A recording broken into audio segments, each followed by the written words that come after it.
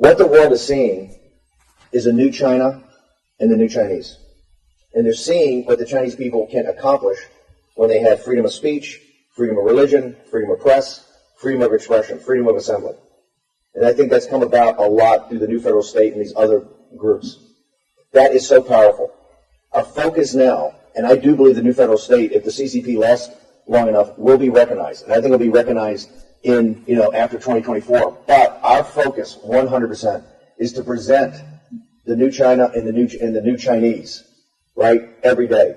The only way the CCP gets taken down is by the Chinese people. People in the West can assist. We can help. But the Chinese people, Lao Beijing, have taken down. We're at a unique time in China's history of, 10,000, 15,000 years, right? You finally have, in the diaspora of the Chinese people, hundreds of millions that have been enormously successful, right? Enormously successful. And that shows every day the lie of this regime. And the lie of the regime is the Chinese people on mainland China are the only people on earth that come from one of the most ancient and respected civilizations that do not have even a modicum of freedom.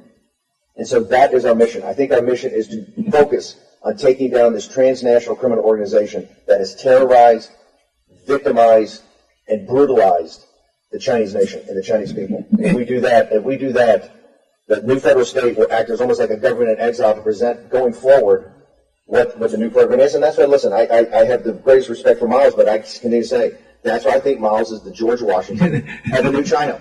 Right? We're talking about a new China and new Chinese. Chinese have finally had freedom after millennia of history. They finally had freedom on the outside in the West, and you see how they prosper. You see how they contribute to society. You see how the family structure and the traditional values of the Chinese people are very powerful, right? And that is why it is so important for us to remain focused on our mission. Our mission is to take down the CCP, take down this transnational criminal organization.